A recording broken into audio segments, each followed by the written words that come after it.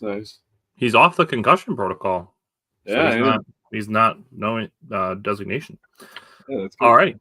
So we are back. Another Wisco Fanatics Wednesday. Jake and I starting off. We're going to update on the Craig Counsell situation and the Brewers manager situation. And then we're going to bring Mike in. We're going to get Jake and I are both bad news first people. So we're going to get the Badgers football game. We're going to talk about it right away, get it out of the way. And then we're going to move to Badgers basketball. Like we said in the post earlier today, there's going to be tons of awesome stats to come out of the Badgers basketball game from Monday. And then Jake and I are going to talk about the 3 Bucks games from last week. Other than that, Jake, have you any different thoughts on the Craig Counsell situation since we talked on Monday?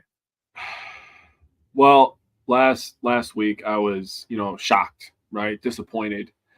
And now I'm just kind of going into the next part of the grieving process, and I'm angry, after hearing stuff like this was his dream job, all that coach talk stuff. And I texted you this earlier this week, is that I'm really getting sick and tired of all the coach talk that he's giving us, And Ananasio said it, and I know you're going to touch on Ananasio as well, but Ananasio said that he lost, the community, and he did. And Wisconsin it's a special place, man. It's a great place to live. People here are just really, really nice, really understanding. They're just good people, man. Plain and simple. You and I included. We grew up in this area our entire lives, and I feel like we're just nice people, right? I've traveled, you've traveled, and it's different out west, it's different down south, it's different out east, man. And that Midwest feel is different. And he lost a good community, to be honest with you. And when he was coach talking to us yesterday about, I hope I'm still part of the community. Nah, man, you made your bed, they got to lie in it. That's what they say, right? So that was your dream job. You always wanted to go there, yada, yada, yada. Get the hell out of here. That's all I got. So my thing is, you mentioned the dream job comment that Counsell made, and his agent is a pretty I can't say that I'm like in favor of how his agent has discussed things as well. He seems like he was in it for the payday also, which Craig Counsell being paid $40 million over the next 5 years is crazy. Not saying that he's not worth it, but I mean, it's it's more than being the highest paid. It's resetting what managers are going to get paid. Yep. And really what it comes down to is the first thing that people did right away was say, Atanasio was too cheap. And this is why we need to make sure that we have all of the information before making comments like that. Because it sounds like even if Atanasio had offered him $8 million a year, that he still would have chosen the Cubs. They offered to make Counsell the highest paid manager in baseball. Counsell said, this is my dream job, and I'm going to be the highest paid. And that was it. They didn't give Atanasio a chance to even match what the Cubs were willing to pay. Yep. And it was basically, Counsell wants the Cubs want Counsell. That's where he's going, honestly, regardless of what Milwaukee does. If I can interject real quick. Yep. The photo of him sitting next to Raleigh Fingers, I believe, who else is in that photo? God, I'm blanking. But anyways, when Counsell's a kid and he's smiling and Raleigh Fingers is smiling, they're holding the baseball. They're holding a trophy. That photo has a different feel. All the hometown kid gotta get it done here. That bullshit's done. I feel way, way different. And I told everybody last week to not lose respect, and I still stand by that. I did not lose respect for him. I'm one of those rare people that really sticks up for players in this occasion, a manager, and I always cheer for people to get their money, right? I'm not paying it, so it's no hair off my back, right? But I always cheer for people to get the money. But golly, man, the way that it happened, man, it just feels like I was lied to. Honestly, it feels like I was lied to, and it's not kind of. It's not the end of the world because we still have good players here, still have a good farm system, we still have pitching staff. Like The I think our Brewers, front office is still good. you could do a lot worse as a manager, whether we hire somebody who is experienced, been to the playoffs, or we hire a first-time manager. Like there's names being thrown around like Ricky Weeks and Carlos Gomez. And man, we were joking when we said that last week, but I know. Yeah, when I said that on Monday, like I threw out the names like Carlos Gomez and Ricky Weeks, and obviously I said Nigel Morgan, not logical baseball reason, but right. But like my point being, like there's a lot worse places you could start out at, manager than the Milwaukee Brewers, who have veteran players, talented players all over the field. So, Counsell, man, all I gotta say is karma is real. So the couple things that I want to touch on before we switch into Badger mode here is one of the reasons Craig Counsell said he wanted to go to the Cubs was for a new challenge. Yeah. And my initial reaction to that was like, is trying to win a World Series as a small market not enough of a challenge? All right. That was just my thought. And the other thing is, this is just coming in from the Brewers GM meetings.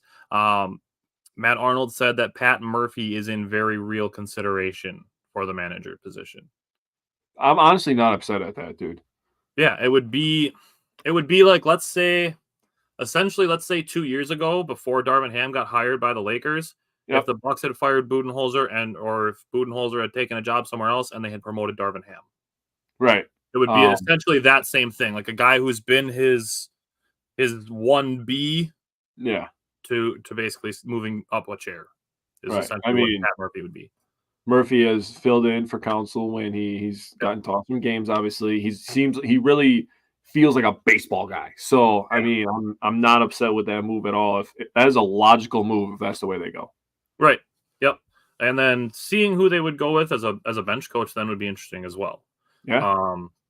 So we'll see what they do. One name we can rule out is Don Mattingly.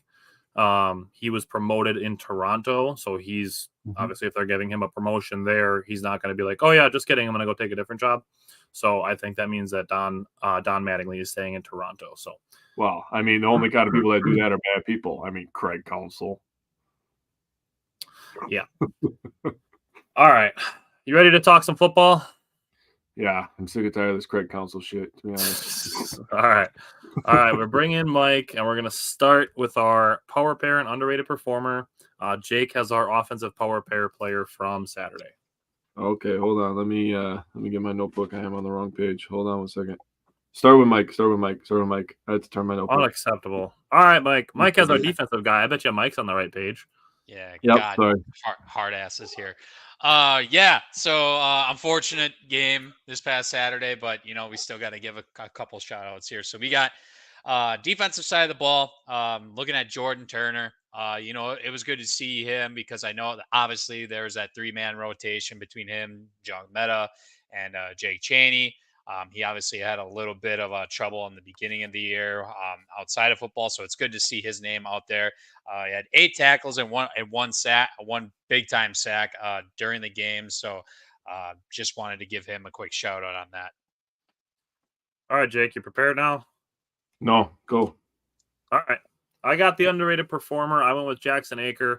I'm going to talk more about him in our offensive segment, but he had a slow day the week before, but he had 11 carries for 48 yards, 4.4 a carry, and also added 4 receptions. So I went with Jackson Aker for the underrated performer. Sorry, my emotions from Craig Counsell were really getting to me. I was on basketball. I'm in basketball mode right now, man, and I was rewatching the Badgers basketball game, so I was really into the basketball. So my fault. But for offensive power pair, we picked Bryson Green. 4 receptions, 96 yards, and a touchdown. A lot of yak or rack, whatever you want to call it, yards after catch, run after catch. I don't really care. But yeah, he played a good game. Mikey was bringing him up the last couple of weeks. I was begging for him to get in the end zone, and he finally gets in the end zone. So thank God for that. That's my man from way back in the primer, which feels like a long time ago now. But all right. All right, so Mike, on the offensive side of the ball, what did you see that did actually get better despite the Badgers not coming out victorious? I don't want to say I was nitpicking a little bit because this was a tough game, right? But Right. even though he did have that fumble, I did want to give a quick shout out to Cade Yacomelli for Okay. being his first full game, I guess you could say, as a Badger. He had 10 carries, 48 yards, but he had a couple runs or a couple spurts of like 10 and 12 yards. He also caught a couple of passes as well. So we know he can be effective on both, running it and catching it, which is what this offense, as a running back, that you're asked to or called upon to do. So Yeah. it was good to see him show some flashes, and I'm thinking we might be seeing more of him in the coming week here. Yeah. Jake, what about you? What did you see that got better? The offensive line improved. I wrote down a lot of numbers last week. My hand is still recovering. I didn't write down quite as many numbers this week, but Malman, Nelson, Joe Hubert, Fertney, and Bortolini, I did write down all of their numbers. We gave up 2 sacks. Now, this is just the offensive line. I will give you the totals after. The offensive line gave up 2 sacks, 0 hits, so that's fantastic. 1 hurry, and 3 pressures. Nice. So, if you remember, I'll go back here. Our average is we give up 0.75 sacks, so we were over on that. Yeah. We give up 1.75 hits, so under on that, or a little over on, or no, under on that. We gave up 0 hits. 5.25 hurries and 7.8 pressures. So only 3 pressures from the offensive line is fantastic stuff. Yeah, that's good. In total, we gave up 2 sacks, both from the O-line. 0 hits total. So for everybody, tight ends, running backs, everybody. 2 hurries total, only 1 from the offensive line, and 4 pressures total, and exactly 3 from the offensive line. The other hurry and the other pressure came from Jackson Aker, and I remember both on one play. So they were better this week. Yeah, I went with Jackson Aker as what improved, and I brought up last week that my key was Phil Longo needing to be more creative for the run game because they were going to be likely without Braylon Allen. That ended up being the case. So looking at Jackson Aker, he had 3 carries for 10 yards against Iowa, 2 carries for 5 yards against Illinois, and then he had 9 carries for 34 yards against Ohio State and added 5 receptions. Then this week, 11 for 48 and the 4 receptions. So 14 touches and 15 touches the last 2 weeks compared to 2 and 3 the 2 weeks prior. So his opportunity is increasing. And it does seem like, he's not going to score you an 80-yard touchdown because he's a fullback converted to running back. But if we get into a scenario where Jackson Aker can play that change of pace back to Braylon Allen, even though Braylon Allen is still a truck, but you have a fast, shifty truck, and then you just have a beefy truck that just runs things over. You can tell he's a fullback, that. dude, because there's opportunities for him to juke or do a spin move, maybe even a stiff arm. He's just like, fuck it, head down. Yeah. I could go this way, that way, or around you, or through you. Yeah. Oh, you're going to stand there in my way? I guess I'll hit you. We're going through. Yeah. Yeah. So, Mike, what do you see on the offense that does need to get better? So I wanted to bring this up because going into our matchup into the Indiana game, I said that we got to let Braden Locke cook, right? Well, this past week, it's not like he completely, cost us the game or anything like that. But just from like I stole this from Flood, the eye test, just watching him, you could tell there was a little bit of a struggle, unfortunately. I mean, 21 of 41, 243 yards, 2 touchdowns. QBR was 33.5. So that is definitely a little, that tells a little bit again with the eye test. I mean, he even said himself this week, there is quote unquote 10 or 11 plays that he would like to have back. 10 or 11 plays is that's a lot. Quite a bit. Yeah. We missed out on a handful of those like 3rd and 4th and shorts that were misfires, I would say, on his behalf. So it's just something you got to clean up. And then also going back to, this has been another common occurrence. There's a big delay of game penalty. It was third and 10, Q4, right about the 13 minutes to go or whatever. 3rd and 10, the 25-yard line of Indiana. We get that delay of game. That screwed up a lot, which eventually led to a 4th and 30, and then we had to punt the damn ball. So it's just, more like discipline, accountability, and just knowing where you are in the situation. Should maybe a Fickle have called a timeout? That's debatable as well. But we have seen this happen before. So that's just, more stuff that we got to have Braden clean up on as we go forward here. And I'll throw this out there too. We didn't know this during the game. That was something I brought up, but Nathaniel Vakos wasn't 100% healthy, which is why some of those scenarios where it's like, why don't they try a field goal and go for the points? That was why Fickle addressed that after the game. George said Badgers play Tennessee on Friday. That's Badger basketball. We're going to do that after Badger football. Jake, what do you see on the offense that still needs to get better? I feel like I just say this about both my football teams for the last 100 years, even though it's only been a mere 8 weeks, right? But fast starts, man. Oh, my goodness. It would be really nice to just come out and score a first possession touchdown, wouldn't it? Wouldn't that just feel good? Can you imagine what that would feel like for this football team? Oh, my goodness.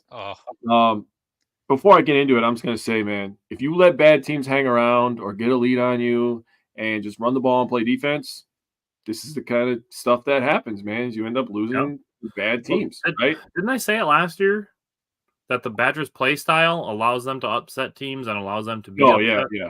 You did. But, man, oh, man. And I feel like the Badgers, like, in general, and, like, I'm not trying to, like, discredit them or anything, I feel like they always have played up to their competition and down to their competition. Yeah, that's fair. Look at us against Ohio State. If this team comes out with that same excitement, they talked about it on the broadcast. If this team comes out with the same fire of going against the number 1 team in the nation and then going to Indiana, who had 2 wins going into this game, there's no doubt that they go and win this one, right? You're playing a little faster. You're more focused. Attention to details higher. So, yay. That was my coach talk. First 4 possessions. The first possession, 7 plays, 33 yards, turnover on downs. Second possession, 7 plays, 22 yards, punt. Third possession, 3 plays, -1 yard. Fourth possession, stop me if you heard this before, 3 plays, -1 yard. What the hell? The first one for 3 plays, -1 yard was 44 seconds. We had the ball for 44 seconds. Yikes. The second one was 59 seconds. So, honestly, not much better. Yeah. And then we finally get into the end zone with a 5-play, 68-yard drive. The Badgers didn't score in this game until 4 minutes left in the first half. That is inexcusable. Honestly, like, I understand the injury bug was kind of hitting us, but we are the Wisconsin Badgers. We have the talent to win this game. There's nothing that you can. There's no excuse. Exactly. If we're gonna talk, we'll talk about that. I'll let you cook in a sec. So on third downs, just in the first half, we were 1 of 5.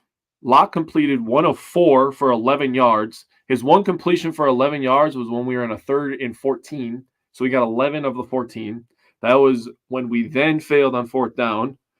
And we had 2 penalties on 3rd downs. That also killed us. 1 third down was a 3rd and 7 at the 9. We had a false start at our own 9 from Joe Huber. So we were really backed up there. And the other one was on a 3rd and 3 when Cade had a really big, nice run. And there was a holding call on Nelson, and it really kind of killed any momentum that they were creating with that drive. And it's just like, why are my football teams hurting themselves?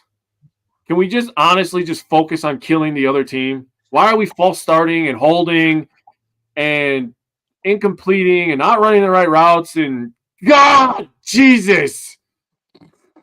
It's so frustrating. So I will put the cards on the table. The Badgers are without their starting quarterback, their starting running back, their backup starting running back, and one of their starting wide receivers on offense. I know, but... And I know. They're still playing a team that was, what I'll say, is pretty easily beatable. Yeah. But here's the thing, is yes, it's a bad loss to a team they shouldn't have lost to. Mm-hmm. But we still have to be rational after these types of losses. I know. Because I will say this about any team that we talk about, you learn a lot about people by how they react to losing. So the fact that there are legitimately people who are saying to fire Luke Fickell and Phil Longo and Mike Trussell, just turn your TV off and delete your social media for the rest of the year. Yeah, right. Like, I'm dead serious. If that's how you're going to react, Yep. just tune out for the rest of the year. Yeah. And it's a situation too where people are saying, "Oh, Luke Fickell's in over his head." Like, were you not here all summer where he's like got us in a better recruiting situation than Paul Chryst has had us in the last 5 years? Dude, he has none of his guys, which is understandable. So, like, I'm going to give it like 3-4 years before I really start like being 100% invested in the Fickell like project. Right. But like right now, he's laying the groundwork, and that's Right. fine. And we've seen improvements in a lot of areas. But man, that loss still hurts. And it's frustrating because we're in a situation similarly with the Packers where we've had to adjust our expectations based on where we were in the preseason. And what it comes down to is we know we have to go through the harder times for things to get better. Nobody is just 100% good all of the time, every single year. Like, yes, you have your perennial contenders in a lot of places, but we've seen it with the Bucks. We've seen it with the Brewers. You have to go through like bad foundation building years when you start over to get to having that strong foundation that you can lean on. The Badgers don't have that strong foundation to lean on. And then on not only that, but like I said, essentially losing 4 starters on offense. That's a tough spot to be in. So that's, like I said, we just have to adjust our expectations and be rational. I'll say if the Badgers follow the Bucks blueprint, I'll wait 8 years for a title. All right. So my thing on offense to improve is fumbles. Fumbles have derailed a lot of games for the Badgers this year, starting all the way back with the Washington State game. They had 3 fumbles in that game. They had 1 versus Iowa with 3 minutes left, and they were down 6. They lost 1 fumble versus Ohio State on their first possession. And then they lost 2 in the second half versus Indiana, 1 when they were down by 3, 1 when they were down by 6. So this is where I'm going to say maybe cut Braden Locke a little bit of slack because there were essentially in the last 3 weeks or last 4 weeks, 3 fumbles in 1-score games where he could have had a chance to lead the Badgers to a win. Yeah. All right. Switching to defense, Mike, what did you see that got better on the defensive side of the ball? I just looked at the end of the day, our rush defense. I mean, if there is something that I can honestly say with, from the defensive standpoint that has, as a team overall, that has potentially improved week by week by week on a somewhat consistent basis, I think it's the run D. We know in the beginning of the year, especially how much we definitely got gashed a few times. So, I mean, this past week, I mean, we held Indiana to 41 carries for 75 yards. That's pretty damn good. So, going to give a shout out to that. I mean, there was timely plays when it may have not have worked out the best, but I think overall, the rush D, if you can hold a team to that many carries for only 75 yards, I think that deserves a little bit of recognition. So, definitely got to throw that out there. Jake, what did you see on the defensive side of the ball that got better? Second half defense improved a lot from the game against Ohio State. So I wrote down all the numbers, and this is where the carpal tunnel came back. Ohio State, we gave up 199 yards in just the second half. Yikes. They had the ball for 17 minutes and 15 seconds, which adding time, by the way, hurts your brain. So I was like pretty much cross-eyed on Monday afternoon. We had them punt 3 times. They scored 2 touchdowns. So having the ball for 17 minutes of the 30 when you're losing is just not ideal, right? So then you fast forward to the second half against the Indiana Hoosiers, and the Badgers held them to 65 yards in the second half. They ran 27 plays, so they only averaged 2.4 yards per play in the second half. Nice. They had the ball for 12 minutes and 23 seconds. We had 4 minutes and 52 more seconds of possession in the second half. And we made them punt 4 times, and they only scored 1 field goal. So 14 points, 3 points, 5 more minutes with the football, yards per play. I mean, honestly, it was much better. If the offense stops hurting themselves, the Badgers are a good football team. Yeah, that's a good call out. All that. So for me, it was tackling. And Jake brought up the 199 yards in the second half against Ohio State. The Badgers missed 10 tackles against Ohio State and had 143 yards after the carry. Oh, that's fun. They only missed 5 tackles against Indiana and had 83 yards after carry. Or contact, sorry, not after the carry, after contact. Ooh. So 60 yards better and cut the missed tackles in half, which is good. Yeah. Mike, what do you see on the defense that needs to get better moving towards Northwestern? So, I mean, I wrote down third down defense, and it was more so because some of these plays were so untimely, not in the favor of the Badgers, of course. They were Indiana was 6 of 16 from third down. I wanted to call out two plays, one of which led to a touchdown. It was right before halftime. It was a 3rd and 7. The receiver caught it, probably got about 5 yards, and then it was between Ricardo Hallman, I believe it was actually Jordan Turner. They went to both go tackle the guy at the same time. Fortunately, the receiver got out. That possession led to a touchdown. So that was one I would definitely want to call out. And then at the end of the game, unfortunately, we get a 3rd and 13 with 2 minutes, 30 seconds left, right where we want them. We're going to get the ball back. Quarterback rolls out to the left, throws a not the greatest ball, but yeah, we get called for a pass interference, and that pretty much sealed our fate. So just got to clean up on that stuff. I mean, that this is all avoidable, whether it's tackling or just penalties at the end of the day. So it's definitely something we could improve on going forward. Jake, what do you think needs to get better on the defense? Red zone defense, man. You got to have a bend don't break mentality, especially in the Big Ten. And when you're a team where your offense is struggling, you have to hold teams to field goals. That's just the reality of the situation, right? The Badgers allowed Indiana to have 3 trips in the red zone, and they scored 2 touchdowns. That's where the game was lost. Yeah, honestly.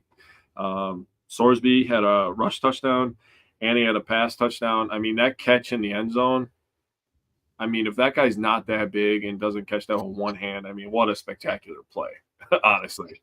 So, I mean, you kind of tip your hat to that, but honestly, the red zone defense has got to be better, man. So on your point, mine is to defend mobile quarterbacks. My matchup to watch last week was Brendan Sorsby versus the Badgers middle linebackers.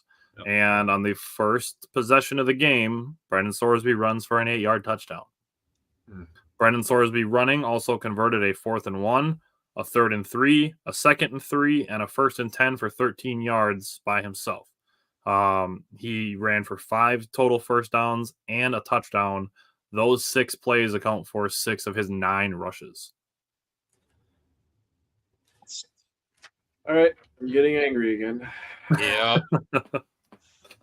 All right. So we got the ugly one out of the way. Let's move forward. Let's reset. Mike, what are you looking for from the Badgers offense this week against Northwestern? Just looking at, the Northwestern's guys, they got 2 stud linebackers, it looks like, in the middle. I mean, this dude, Xander Miller, had 19 tackles last week against Iowa. So we're definitely going to have to keep our eye on him offensively. So we're going to have, I don't know, we're definitely going to have to try and establish a run. It's kind of like we've said this before with the whole Jekyll and Hyde thing. I don't know what to expect, like where we could maybe, take advantage of this situation, because it seems like we do good in one and running one week past the other, and then it's a little bit in between. So, obviously I'm a guy, it's Big Ten country. I would love to establish a run against these guys. Northwestern's D is decent though too. So, I'm just looking to see ground and pound, maybe try and, a couple deep balls, but establish the run first. I know it might just be Jackson Aker and Katie Akameli, but if Braylon's ready to go, give him the ball 20, 25 times if possible. Jake, what are you looking for from the Badgers offense? So let me set the scene real quick here. You got the Badgers coming in at 5-4, 3-3 in conference. Northwestern 4-5, 2-4 in conference. To be completely honest with you, it's crazy leadership by all the seniors on this team after everything they went through in the offseason. It is honestly amazing that they're 4-5. Yeah. No shit. Like that's crazy. That's they are 0-3 on the road. And all their 3 road losses are to Rutgers in conference. Their 3 road losses are to Rutgers, Nebraska, and Iowa last week. Wisconsin is 3-2 at home. They have losses to Iowa and Ohio State. So I mean, 2 ranked teams. So I mean, and we should have won the Iowa game. Let's be honest, right? Yeah. That was another game where they had some missed opportunities, but they're learning. Wisconsin offense with Northwestern defense. Mike brought up the linebackers, right? You got Bryce Gallagher and you got Xander Miller. Bryce Gallagher this year has 78 total tackles, 27 solo, 51 assists, 1 sack, 2 forced fumbles, 1 fumble recovery, and an interception. Yeah, he's pretty good. Yeah. He's just everywhere. I mean, just everywhere. In 2021 and 2022, he combined for 190 tackles, 112 solo, 78 assists, 2.5 sacks, 1 forced fumble, and an interception. Jesus. That's good. He plays football. Yeah. Xander Miller, he's no slouch either, right? 74 total, 40 solo, 34 assists, 4.5 sacks. He has an interception, which he returned for 28 yards.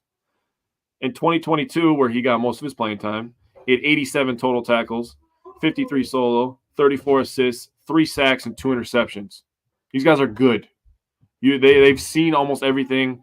They played Big Ten football together for 2 years now. You're not going to fake them out. Honestly, to go at these guys, run it down their throats. You have to run straight at them. That's what you do with X Factor players. You find out what they're about, right? And to your point, Mike, if we have Braylon Allen, you hand him the goddamn ball and you say, carry us, big fella. I honestly think, because Mordecai was in pads last week, I think we can get Mordecai, Braylon Allen, and Chimere DK back this week. I haven't read anything on it, but it is Mordecai's birthday today, so happy birthday to Tanner Mordecai. But I don't know. He was in pads, so I thought that was weird that he was in pads. I don't know what that was all about. Yeah, I wanted to call that out too. I forgot. I don't know. Maybe I was going to touch on it with my thing on the offense. Go ahead. I'll let you touch on it, Tyler. You go ahead. So essentially, based on where the Badgers are the rest of the season, I'm throwing out rankings. I'm not going to bring up any more. The Badgers are this ranked. Their opponent is this ranked. I'm really looking more, given the amount of change that they've gone through, I'm really looking more contextual things. Right. So one of them is, I do believe that this is still Braden Locke's team. Luke Fickell said that Tanner Mordecai was available for emergency situations only. Okay. So I think even though he was in pads last week, he's probably still the 3rd, maybe even 4th string quarterback at this point, and I haven't heard any news to the contrary yet. Okay. So this is still Braden Locke's team. We're going to have to wait and see with Braylon Allen and Chimere DK. They were both working out before the game on Saturday. So I would imagine this Saturday will be the same thing, even though DK was wearing a brace last week. I'm leaning towards Braylon Allen being in and DK being out. That's just my thoughts on it. But it is still Braden Locke's team at this point. And my main focus for the Badgers offense, whether it be just this week and they go back to Mordecai next week, or however long Braden Locke is still the quarterback for the Badgers, my main focus is going to be on him developing rapport with his wide receivers over the rest of the year. Who wants to take that? Reggie said, can I ask one question? Why are we using Locke over Evers? I wanted to ask that the other day. Locke over Evers, that has been the case since spring. Evers has the athletic ability, but he still needs to get better at the playbook system, football IQ system knowledge part of the football game. Yep. Braden Locke has maybe not quite the athleticism, but he's got the, he's got a good arm, and he's got the understanding of the playbook and the system. Yeah. So when you're talking about, thank you very much. As I'm getting a special delivery, the Jesus juice. Lucky. You only get that at Walmart, people. So that was the last one, dude. Oh my God. I better go buy a lottery ticket. So when you're talking Locke versus Evers, Evers' ceiling athletically is up here, and Locke's is probably somewhere down here, right? But when you're talking about understanding of the playbook, you can just flip them. I do think that Evers is going to be a tremendous player. He's going to be the prototypical college quarterback. He can run, he can throw off platform. He can make crazy plays that make you go, wow, I can't believe what I just saw. But, he needs another offseason. Yeah. You got to get the mental side. And they haven't ruled out using him yet this year either, whether that's a specific package or anything like that. That's still on the table, I guess, per Fickle. So you might see him yet. Who knows? I think, like Tyler said, with the whole rankings thing, that goes out the window at this point. You're trying to, develop your team going into, for hopefully bowl prep and going into next year, which is why I wouldn't mind seeing it maybe at some point and to see how far maybe he's come along with, learning the playbook too. Yep. All right, Mike, on the defensive side of the ball, what are you looking for from the Badgers on defense? So I actually think the secondary is going to get some attention this week. Their Northwestern's quarterback, Brennan Sullivan's actually been playing some good ball, specifically against Maryland in that upset win. He threw for 265 yards, 2 touchdowns, 80 QBR, which is good. I mean, even against stingy Iowa, 81 yards, 1 touchdown. He's got a good go-to receiver. I think Ricardo might be matched up on my dude here. Bryce Kurtz, I think.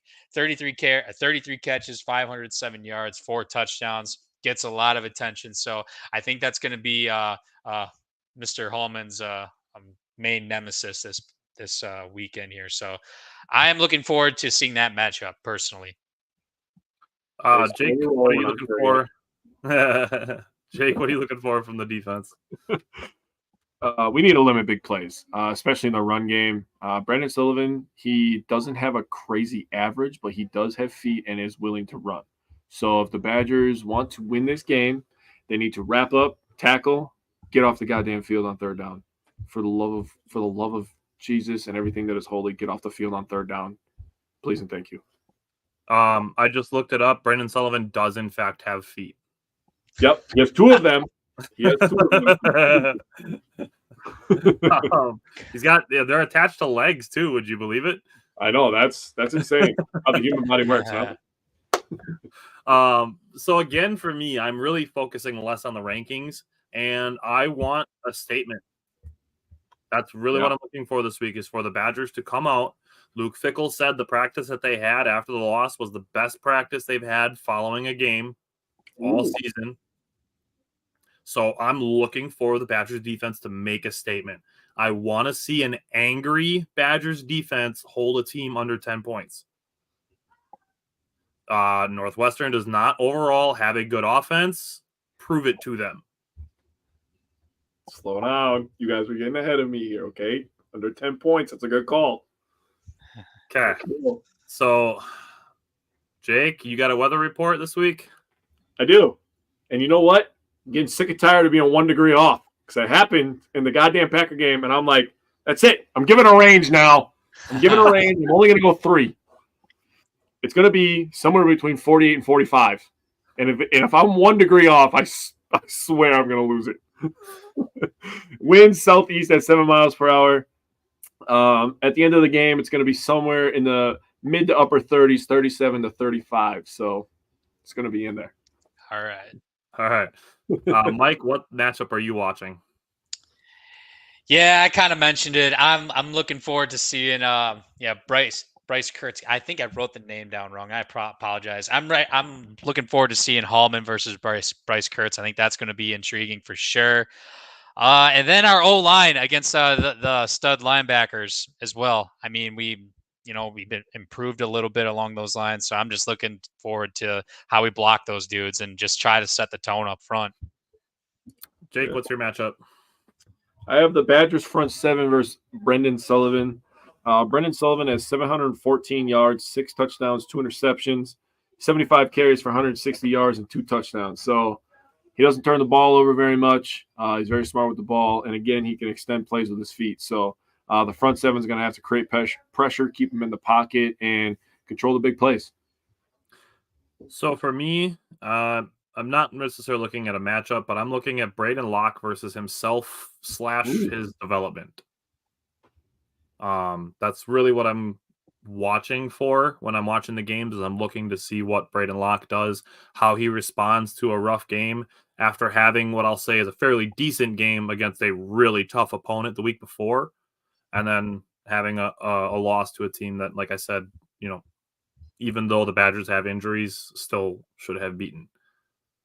Yeah. All right, Mike, what is your key to the game? I wrote this down. We had 8 penalties again for 78 yards last week. This has been a common theme all goddamn year. We cannot play consistent to save our life. The discipline, and I was gonna say too earlier, I'm holding everybody accountable. That starts at the coaching staff. That goes down to the players. This game against Indiana was inexcusable in my view. I think I don't care about these injuries that we had. We are still good enough to beat Indiana with the talent that we had. That's just my opinion. At the end of the day, I think there's no excuse whatsoever for that loss. I don't think it's as bad as that loss against Illinois last year specifically, but it's right there, because I don't know. There's a handful of games last year where you could tell we just kind of gave up and let teams just beat the shit out of us.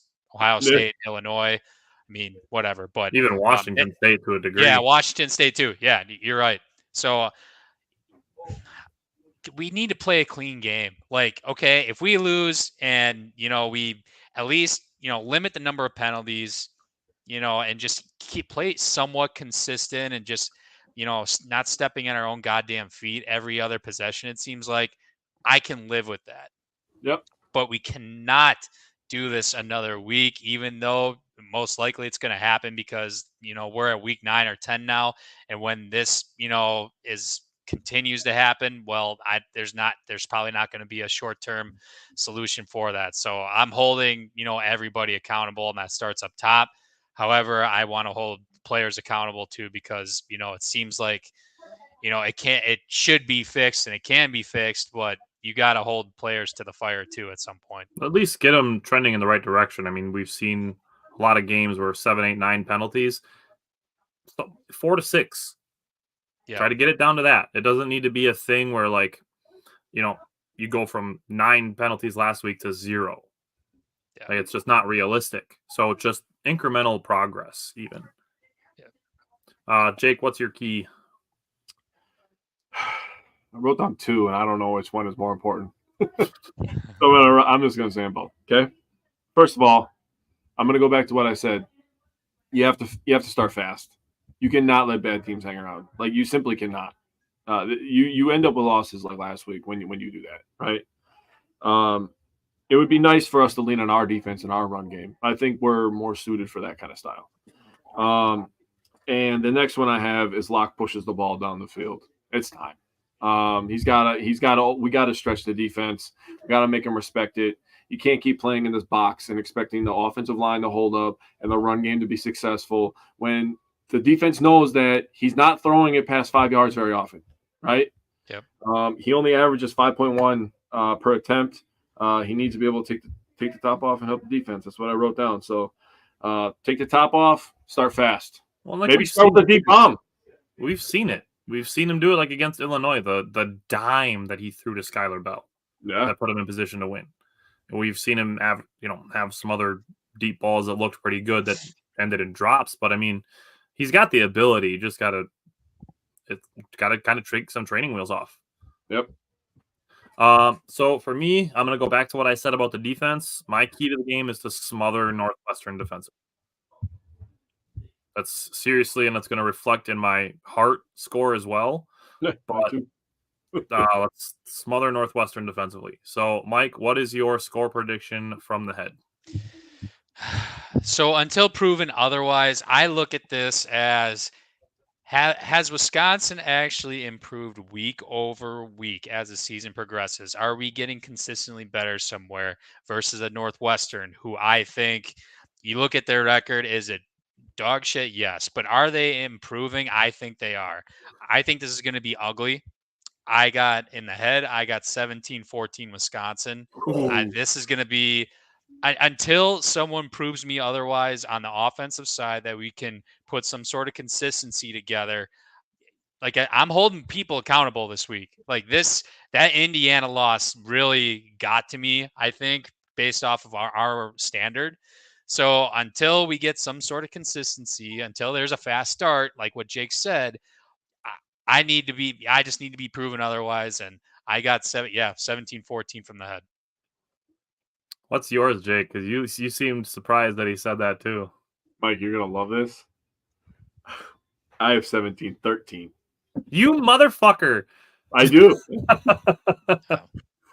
What do you if you say 17-12, I'll shit my pants right now. No, I have 17-13. Hey, oh man, love it. 21-13 if Braylon Allen is healthy. 21-13. Okay, if Braylon Allen is healthy. So 17-13 or 21-13 if Braylon Allen is healthy. Mike, what is your score prediction from the heart? Not too much different. I got 20-10 Wisconsin. Again, I think this ends up being ugly, unfortunately. I don't think we can't go a week without playing clean this season. And until, like I said, until proven otherwise, I don't see us getting too many points on the board. But I do think we hold them in check defensively. So 20-10.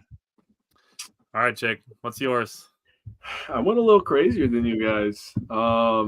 I think that the defense is going to come out. They're going to play with some attitude. I do expect Braylon Allen to play. You're talking about people that are pissed off, and you want to piss off a 250-pound man-child? Not a good look. I have 28-9. 28-9. All right. Could Mine's use not that. super far off. You said under 10, and I was like, oh, he's calling it. Mine's still under 10. I have 24-6. Ooh. From the heart. I really want to see the Badgers dominate a game defensively. That would be nice. For it. All right. You guys ready to switch to basketball? This is going to be much more fun to talk about. Let's do it. All right. So Badgers basketball is back. Now, George touched on it. He mentioned it in the comments earlier that the Badgers play Tennessee on Friday.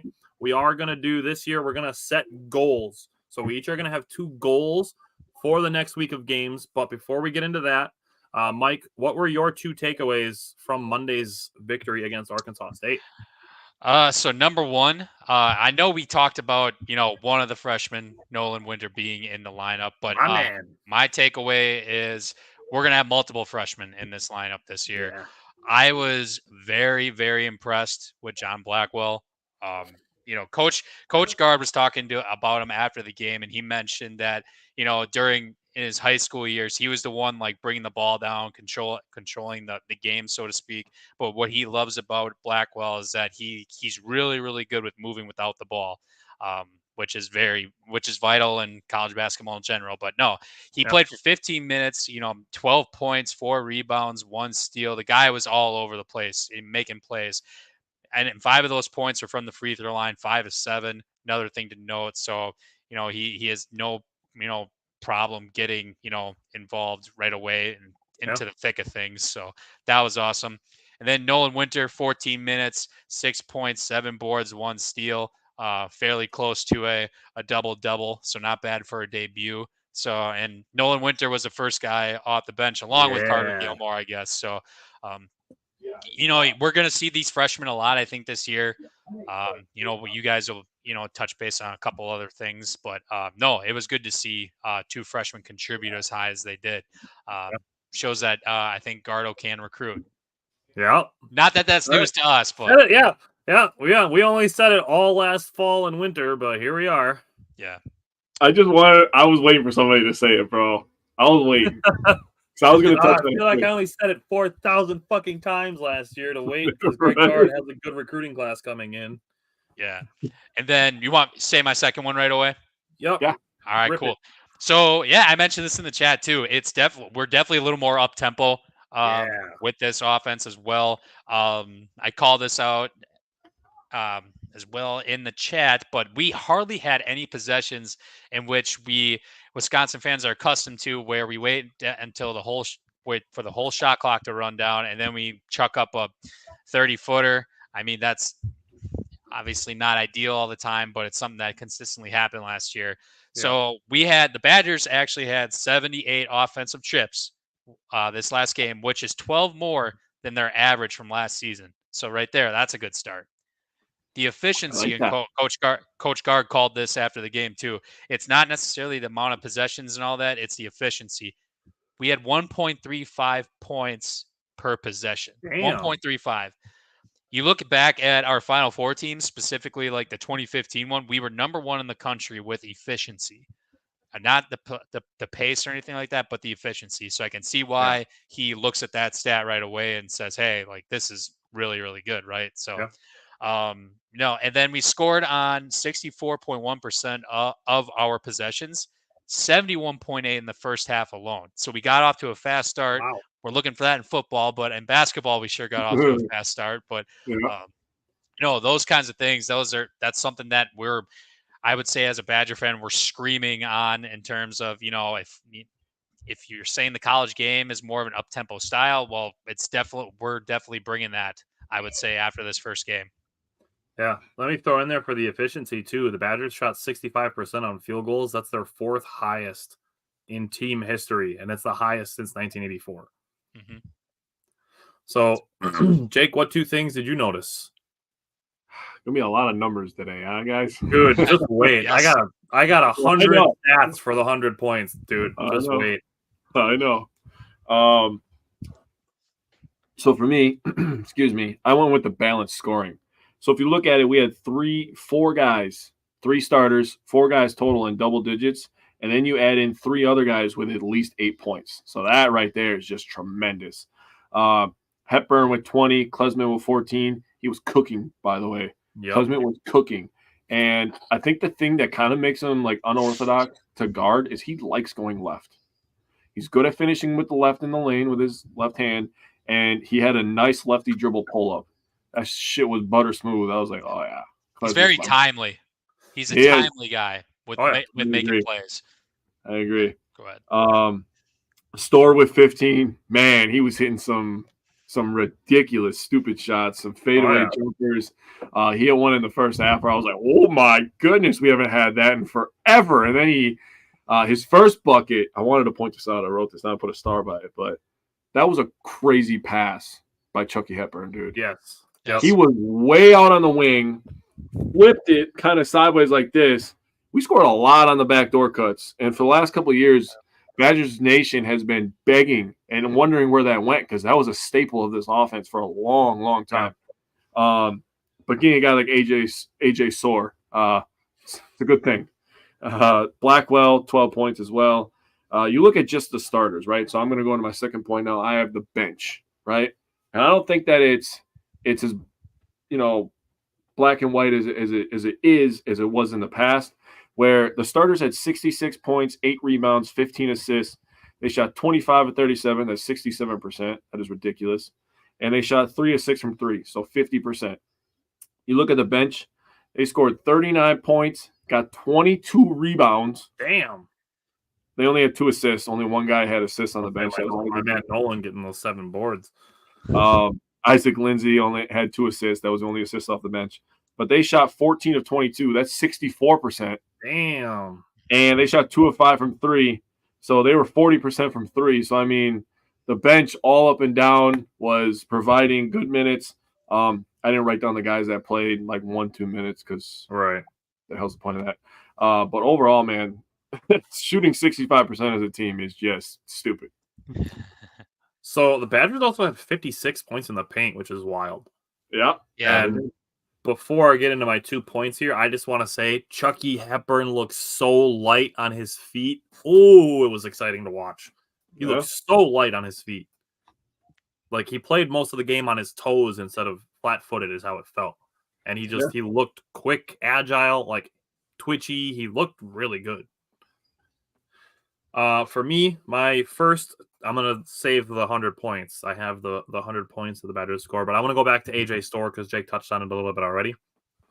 His size at 6'7", but being a shooting guard essentially is a massive advantage for him. He hit 2 mid-range jump shots that were pretty well contested, but might as well just have been shooting against a pylon. Yeah. Because he was able to rise up and then just obviously being taller. And he had a pretty high release on both of the jump shots that he took. To me, it looked a little bit Nigel Hayes-esque. Because he had that mid-range game. Yep. So that's kind of what it reminded me of a little bit. Obviously, AJ Storr is his own player, and I'm probably not going to make that comparison for the rest of the season. But just those couple of mid-range shots that he made kind of, reminded me of that a little bit. Now, AJ Storr scored 9 of the Badgers' first 16 points in 4 minutes and 39 seconds. He's going to be a problem. Yeah. The Badgers started this game up 9-0. So, yeah. AJ Storr, definitely going to be fun to watch for the rest of the season. Yep. Now, oh boy, I got a lot of stats ready to rip off here. So my second takeaway is that the Badgers scored 105 points. That is the most points they scored since December 23rd, 1993. I was 4 months old. Nice. That their last 100-point game was December 13th, 2018. They scored 101. The 105 points they scored is their most under Greg Gard, more than any Bo Ryan coached team, more than any Dick Bennett coached team. The 105 points is the most points ever scored in the Kohl Center, and it is the most points they scored in a season opener since November 27th, 1993. I purposely didn't read a single thing because I wanted to hear these stats from you. So thank you for that. So, yeah, I literally went through damn near 30 years of game logs to see how long it's been since the Badgers had an offensive output like this. Dude. Jesus. I definitely remember that North Dakota game when Frank Kaminsky had his 40 burger or whatever that was back in 2015 when they hit 103. I believe. Yep. I definitely remember that game. I think it was 2015. Yep. They had 103. I went that 105 is the most. 2014. Yeah. Yeah, 14. Yeah. And they had 103. So 105 points to open the season. Now, I will say this. I do not expect them to be in the hundreds often. No. But I do think 70s, 80s versus 50s, 60s is more about what we'll expect. I agree with that. That's fair. So that said, the Badgers play Tennessee on Friday, and then they play Tuesday at Providence. So, Mike, what are your 2 goals for these 2 games? I'm kind of going to piggyback off of the struggles that we had last year for this because it's something I'm really going to watch to see if they improve. Can we get to the free throw line, right? We got to the free throw line 30 times this first game, right? That's nice. Great. 21 to 30, that's awesome. What did I said last week on the primer?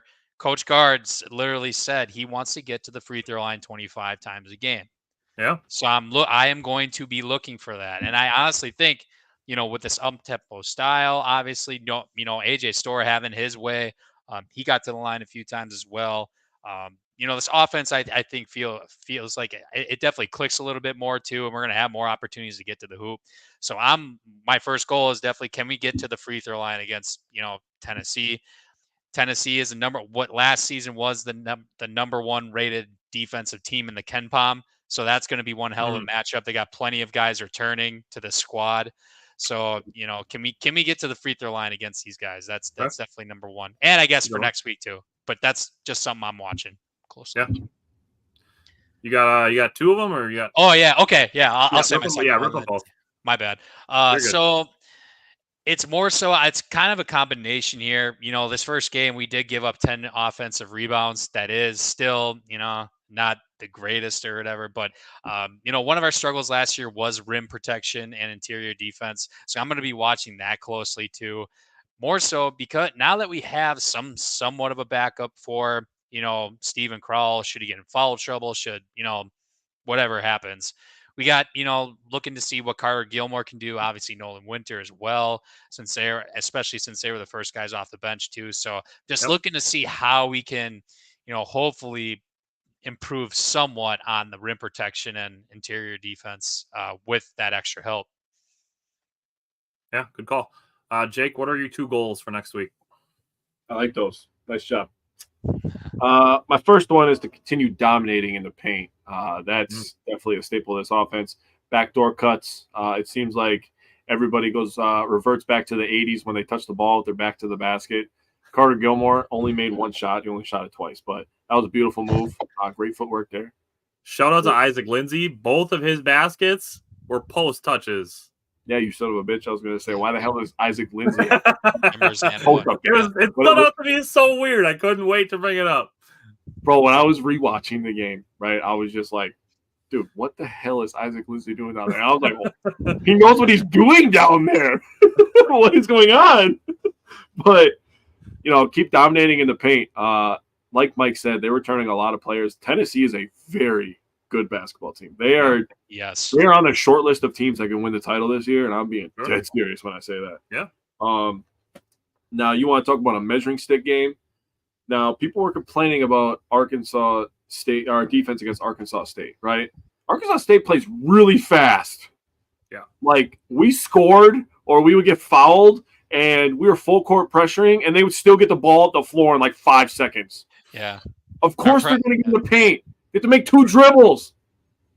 I mean, my God, use your eyes. So, with that being said, I had to say that, dude, because that was really bothering me. My second thing is to just continue to let Chucky cook, man. He seems like he has taken a step forward in his leadership, taken a step forward in his play. I love your call out of him looking a little bit quicker. It's going to be really key for him to get downhill and get into the paint. He had a really nice shot attempt in the midway through the first half. We were up like 31-19, and he did a little step back mid-range, and it just bounced off the back rim. But those are shots he's going to be able to get now that he's a little bit quicker and he can get to the rim. So if he can start making stuff like that, that makes him a mismatch, just like AJ Storr. And we're going to have more options too, right? I think Chucky's going to get his looks. Just as anyone else, I think, on this team will, whether it's Connor, AJ, Big Steve at times, obviously, too. I think just with more efficient how this offense can be, I think Chucky's going to get his looks for sure. He should be able to. Bro, no way that Steven Krall weighs 247. There's no way in hell. Is that what they have him listed as? I saw when I rewatched the game, he's 7 foot 247. There's no way he weighs that close to Giannis. I don't believe it. I will never believe that. What are they? So that's classic Midwest, like pump up the weight. Yeah, right. He's probably only 6'10" too. Good call. Put him at 7 feet, so that way when the opponent looks at it, they're like, "Damn, they have a 7-footer." Right, dude. First off the bus. All right. So to tie into you saying let Chucky cook, my first one is to replicate the scoring. Again, I'm not expecting the Badgers to score 105 points, but the Badgers did hit 100 points with 5 minutes and 24 seconds to go. So they scored 100 points in 35 minutes. So, and after that, they emptied the bench. So obviously with Tennessee, you're getting better defense and you're getting better offense from your opponent. That said, what I do think is going to be important to keep track of here is the health of Connor Essegian. Yeah. He didn't play in the second half. He was dealing with what they called an upper body injury. It seems to be like a back issue. They had him on a bike during the second half. So Connor Essegian's health is going to be something to keep an eye on. But here's the thing. Without Connor Essegian, we don't have to turn to Jordan Davis as our only other 3-point option. True. The Badgers have other 3-point shooters available. Like you guys mentioned, Crowell and Klesmet being the guys who are returning. And then AJ Storr is the guy who can make threes. And then in the first game against Arkansas State, John Blackwell showed that he can make threes. So the Badgers have guys that can score. And like Jake said, scoring in the paint was obviously something they were able to do very well in game 1. And then my second takeaway, this is something I keep track of all the time with basketball. Jake's probably tired of hearing me talk about it, but it's get the turnovers down. Nope. I love it because I hate turnovers. So looking at it, I track fundamental failures for the Bucks, and it's easier to find statistics from the previous year. But I look at missed free throws, second chance points, and points off turnovers. So the Badgers missed 9 free throws. They allowed 12 second chance points, which is a little high. Like Mike said, the 10 offensive rebounds for Arkansas State. And then the Badgers had 12 allowed points off turnovers. So it's a total of 33 points that the Badgers could have added to their differential between them and Arkansas State. I mean, winning by 60 would be cool, but yeah. I mean, scoring 114 points would be sick. Yeah. If they shot 100% from the free throw line, but which I don't expect. But like I said, I'll keep track of this throughout the season to see how they do with it. But just getting the turnovers down, like we've seen Badger teams, and this could be a product of playing with fewer possessions, but having them between like 9 and 11 turnovers a game. I'd like to be in that like 10 to 12, 13 range for the Badgers. I agree with that. All right. Well, Mike, appreciate you hopping on with us again, and we will welcome you back next week to talk about more Badger football and basketball. Other than that, let's get some W's this week. I agree. We need them badly here. So, let's get it done. Cole Center should be rocking on Friday. Looking forward to that. We'll be chatting for sure. So, hopefully 3 W's to talk about next week. Exactly. Let's do a collective laugh at all the old people because I don't have Peacock. I wish I could watch the game. It only takes a couple clicks, get that subscription, and then you won't have to worry about it for another year. $6, dude. Yeah. You're buying your freaking tapioca for $8. Yeah. For a week, you old fart. Oh yeah, quick shout out, happy shout out to Jack Robeson and Daniel Freitag. It's their sign-in day for the basketball program. So quick shout out there. Woo. Yeah. All right. Later, fellas. See you next week, Mike. Yep. Bye. All right. Let's get into some more basketball. I'm glad that at least with the way that we structured the show and the Bucks playing the way that they did, that we get to get the bad news out of the way first. Even though we have our power pairs to start with, but then we get to get the bad game out of the way and talk about 2 good ones. That's okay. All right. Start with power pair. Yeah. Power pair and ready performer. Rip them. You want me to go first, or you never go first? How about you go first this time? Hey, that's just my hostly duty. I always let other people. No. I'm gonna be host right now. You go first. How about that? All right. So Jake and we switched. Last week I had Dame. He had Giannis. This week I have Giannis. He has Dame. Giannis is my first power pair player. He had 25 points a game, 8 rebounds, 3.7 assists. Shot 54% from the field, 40% from 3, which I'm going to talk about several times, and 64% from the free throw line, which is kind of par for the course at this point. But he did take over the Brooklyn game, which I will also talk about when we talk about that game individually. My second one is Chris Middleton. He averaged 12.7 points a game, which obviously is going to go up as he continues to play more minutes per game. Also 5 rebounds, 2.7 assists. I'm going to come back to the rebounds again at some point. He was 50% from the field, 36.4% from 3, and 100% at the free throw line. So Chris Middleton, he's still very efficient. He's not very short of the 50-40-90, which is always the goal with Chris, to see if he can hit that. My underrated performer went with Jay Crowder. He also averaged 12.7 points, but 4 rebounds, 1.7 assists. He shot 56.5% from the field, 55.6% from the 3-point line, and he was 2 for 5 on free throws. So Jake, who's your power pair underrated performer? So I got Dame this week. Dame averaged 22, 4, and 5.6. He shot 16 of 39 from the field, 41%, 7 of 19 from the three-point line, so 37%. Just kind of felt like Giannis's team this last week. That's not a bad thing. Obviously, the guy wins titles and MVPs, so I feel like they're going to be – I don't want to say wrestling because it's not like they're against each other, but they're going to be sharing the load, I'll say. They're going to take their turns, right? And that's right. what you get with star players. Yep. We always go back and like you can go to the KD and the Curry, you can go to the Wade and LeBron. Like they picked their times when they each dominated. And even Giannis and Chris during the championship run. Yeah, true. Man, oh man, I have some thoughts on that, man. This team is going to be fucking bonkers when Chris is healthy. I know, dude. You know, and JJ Redick, rightfully so, talked about the spacing of this offense. Yeah.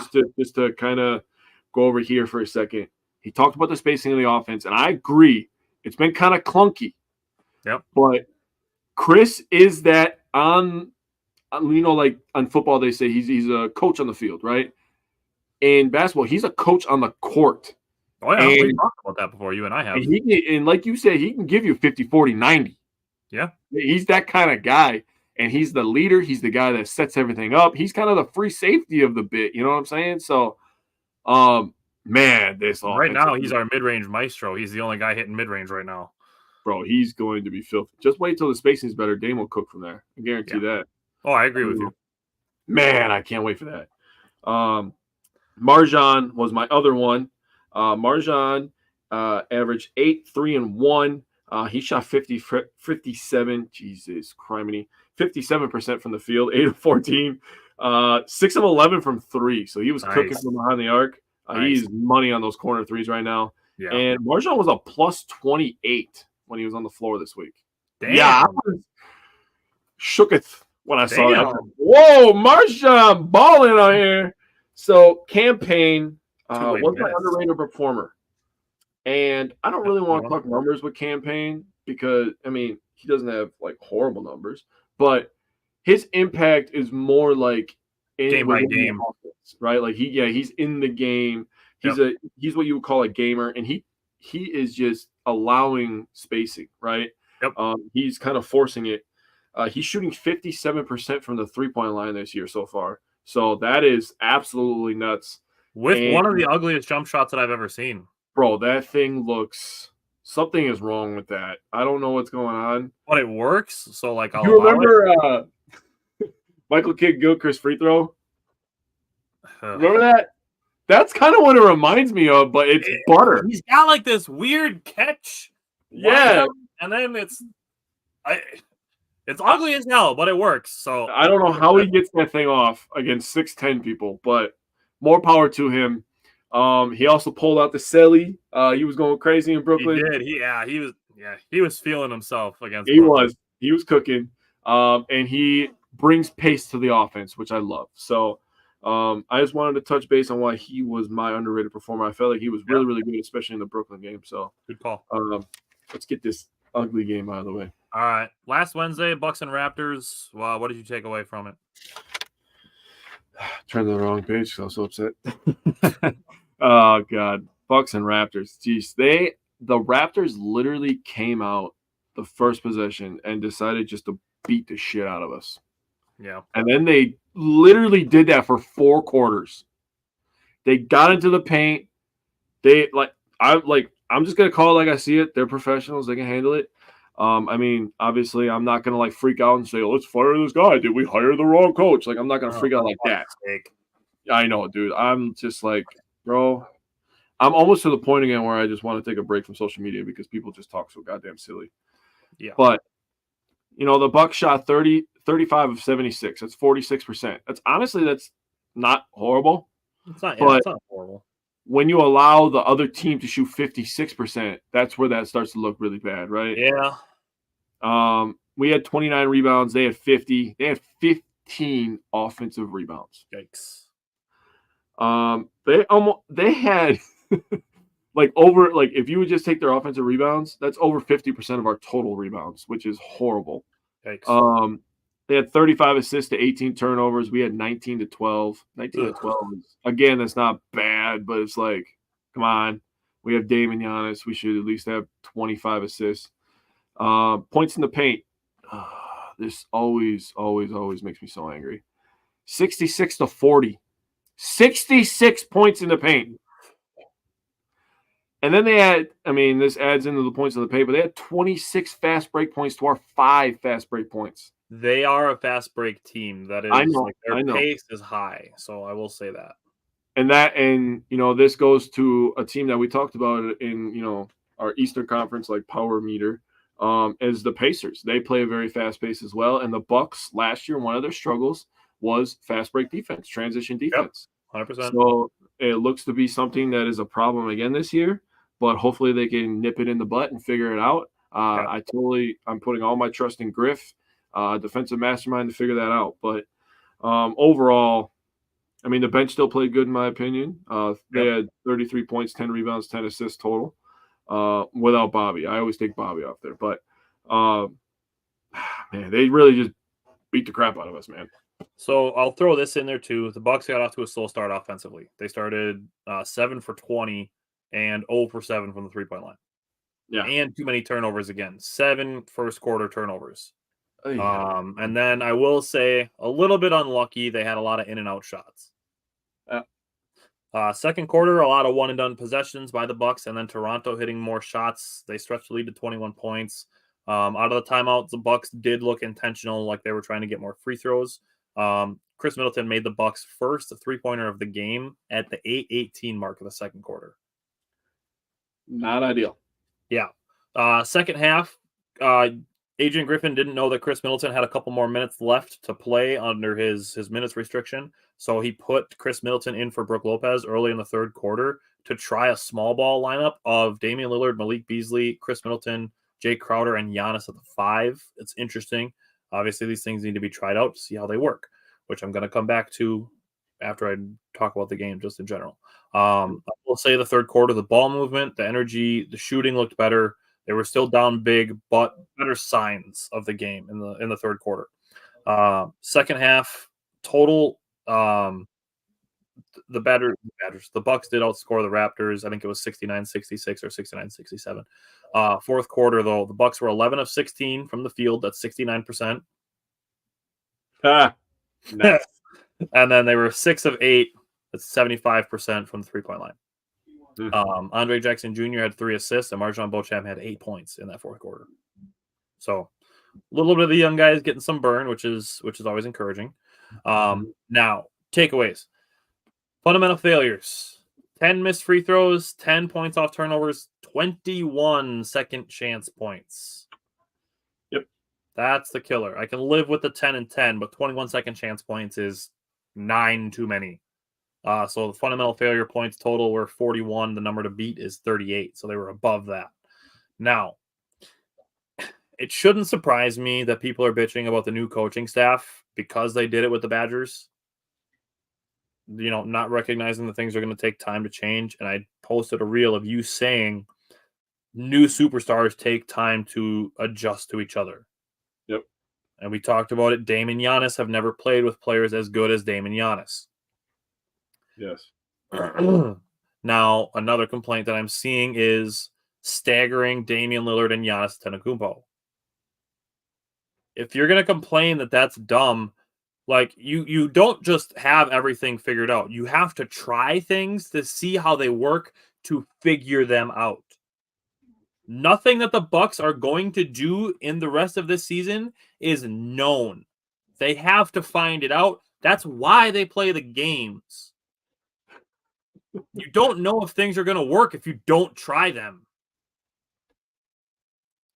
So outside of Malik Beasley, who was 7 for 10 from the field and 6 of 9 from the 3-point line, and Jay Crowder, who was 3 of 5 from the field and 2 of 3 from the 3-point line, the Bucks didn't shoot well.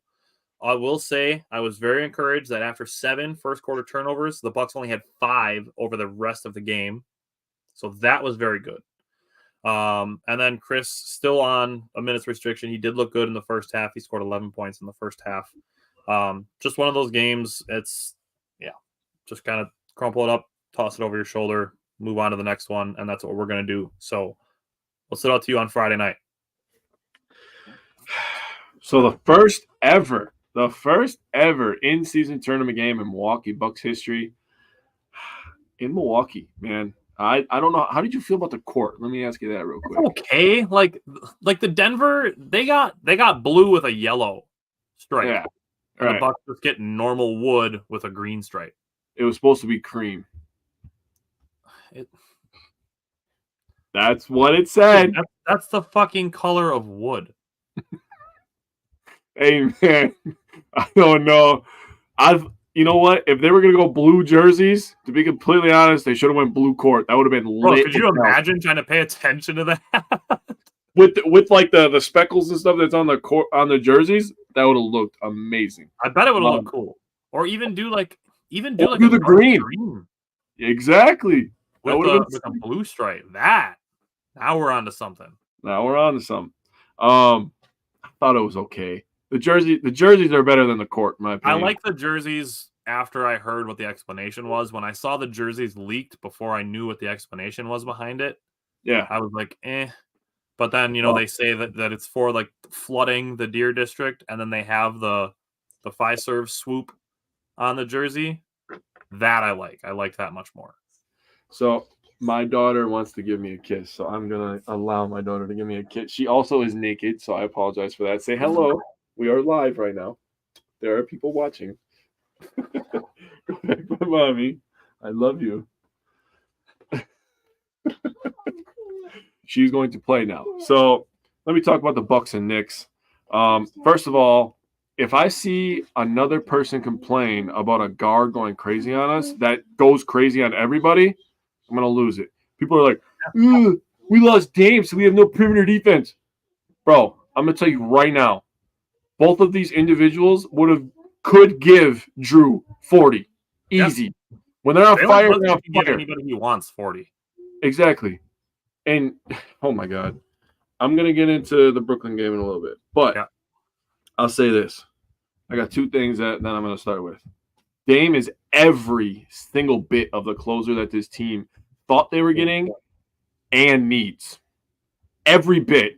Yep. And the biggest impact is the free throw line. So I just want to really give you a big congratulations on calling that out. Yeah, absolutely the closer they need in those moments. Going to come up again in Brooklyn. I love having Chris and Dame as options late in game. Fuck yeah. For free throws. That is phenomenal.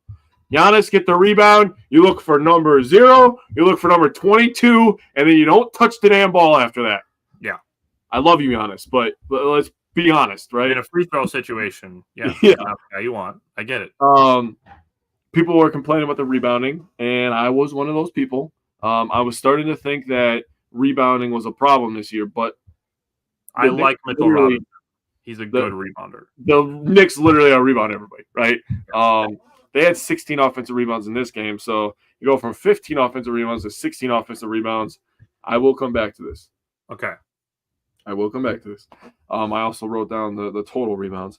I just wanted to bring up the first half versus the second half on the offensive rebounds. I know. You could do that if you want, but I'm going to come back to it after the Brooklyn game. So you can come back. I just want to make sure it gets touched on that 12 of the 16 were in the first half. It was pretty hard to watch. Yeah. Dame with 30, 4 and 4. Giannis with 22, 8 and 6. He only took 10 shots, made 6 of them, 3 of 3 from the three-point line. Chris Middleton, 12, 9 and 4, 5 of 10, 2 of 3. Dude, he is going to feast, bro. They dropped Brook Lopez back into his drop coverage, and lo and behold, he has 8 blocks. Yeah. Weird how that works. Beasley didn't score, but he still was trying to play some tough defense. Bobby Portis struggled from the field, but still always bringing that energy. Yep. If you need a guy to get the crowd into the game, you're either going to ask Giannis to dunk on the entire organization, or you're going to tell Bobby Portis to scream and pound his chest. You got 2 options. The bench minus Bobby Portis, 29, 10 and 7. They were 11 of 20, 7 of 13 from downtown. Fast break points was better. The Bucks shot 20 of 39 from the three-point line. They were absolutely striping it. Most of that was from Marjan and Jay. And the last moment before I take everything from this game, the last thing I'm going to say is I really think that the Bucks coaching staff deserves major credit for how they are distributing Chris Middleton's minutes and allowing him to be into the game at the end of the game to close it out. Because that lineup at the end of the game is absolutely filthy. And honestly, I'm going to sound like a major homer right now. I don't know of a better 5 to close out a game. I'm being dead ass. Dude, I mean, so the lineup you're talking about is Dame, Jay, Chris, Giannis, and Brooke. Yes, dude. You get defense, you get offense, you get versatility, you get three-point shooting, you get finishing in the paint. You have it all. All of it. You have all of it. That lineup is sick. You could toss in rebounding in there too, because you mentioned Chris Middleton's 9 rebounds, led the team. Mm-hmm. So through this game, 5 games, Chris Middleton had led the team in assists twice and in rebounding once on a minutes restriction. Interesting. So Giannis set the tone early. The first 13 points all came from the big 3. I will say second chance points and fast break let New York go on a 10-0 run. It was a close game at the end of the first quarter. Bucks got off to a much better 3-point shooting start in this game. They were 6 of 11 to start the game from 3. After 2 by Marjan and 1 from Jay. Chris Middleton, he looks comfortable. Like we are seeing mid-range assassin version of Chris Middleton in limited minutes. Yeah, we are. Bro, when he's hitting like his couple like crossover dribbles, fadeaway, like step on one foot, turn back the other way, fadeaways, and he's hitting all of those, like, bro, when he's off his minutes restriction, like Chris Middleton's back. That's how I'm feeling. We're gonna have to share that meme of "we back up" with the Bucks hat. Yeah. Tell the world we back. Outside of Chris Middleton, the Bucks were struggling from mid-range, but doing well at the rim and the 3-point line. The Bucks defense, I will say, looked much more active, but still allowing too many offensive rebounds, which to New York's credit, that is something they emphasize. Yeah. I would, as far as the first half goes, I would like a different set other than a Damian Lillard isolation with 22.9 seconds left in the half. If there's 7 seconds left in the half, sure, call an isolation. But we're looking at almost a full shot clock, like run something besides Damian Lillard just kind of holding the ball by half court for 15 seconds and then trying to go into a one-on-one dribble situation. Right. That's just a personal preference. Like I get that Damian Lillard is capable of scoring on anybody anytime, but I do think the Bucks can run a better option with that much time on the clock. Yeah, you can get them a better look. You can still have them shoot it, but you can get them a better look. Right. Second half, Chris Middleton still hot. Although a 10-0 run by the Knicks did get the lead to 4. Damian Lillard hit a 3. Giannis hit a 3. Marjan Beauchamp got an offensive rebound and kicked out to Jay Crowder for 3. The lead got back up to 9. Marjan Beauchamp hit a 3. That put the lead up to 10 after the Knicks scored.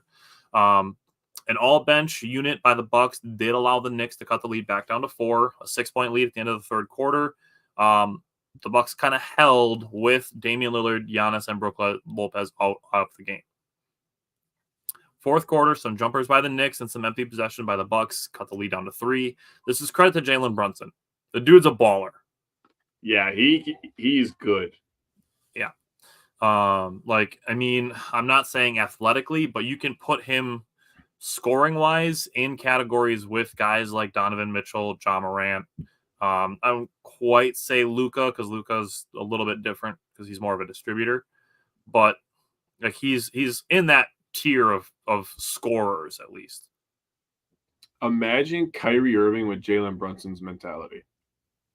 Man, that guy's a killer, bro. Straight up. Yeah, that's interesting. I wonder how Luka would do with a guy like Jalen Brunson.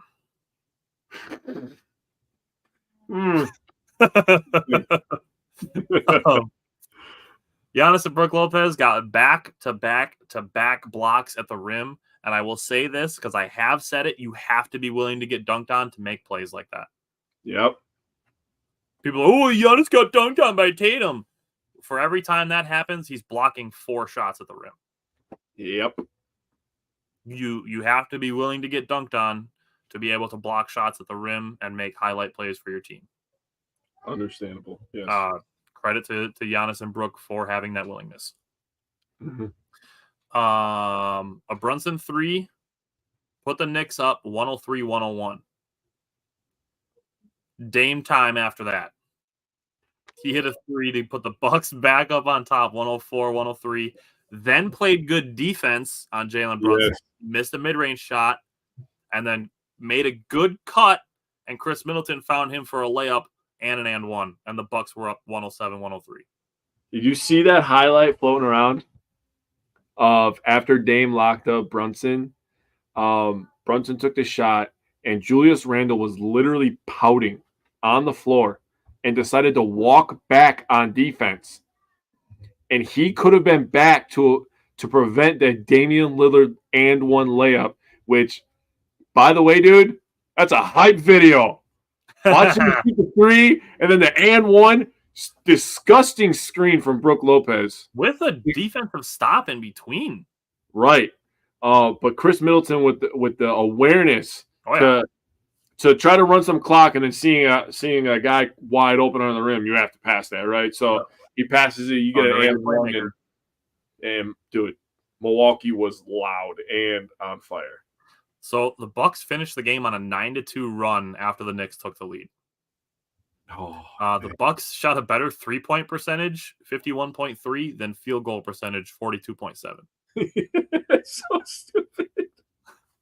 Now, on your subject of Julius Randle not getting back on defense, I said this to you. I don't know if you remember that I said it, but Julius Randle is great value, Joel Embiid. I think I do remember you saying that. And you know what, man? He's so talented, and he can be so good. He settles for too many goddamn jumpers, though, dude. Yup. And his body language is garbage. And you want to know what? Your comparison, now that I just said that, is just absolutely insane, because I believe that Embiid settles for too many jumpers. Yup. There is a massive, massive difference between being a guy that shoots jumpers and like is a jump shooter over compared to a guy that can make jump shots. Yeah. Which I believe Randle and Embiid both can make jump shots. I don't think they're jump shooters.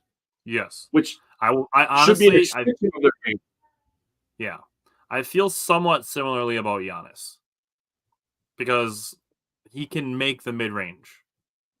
Like, if you leave him, 3-4 steps of space, like, I'm okay with him taking that mid-range. Yeah. We're going to talk about his shot selection more in the Brooklyn game.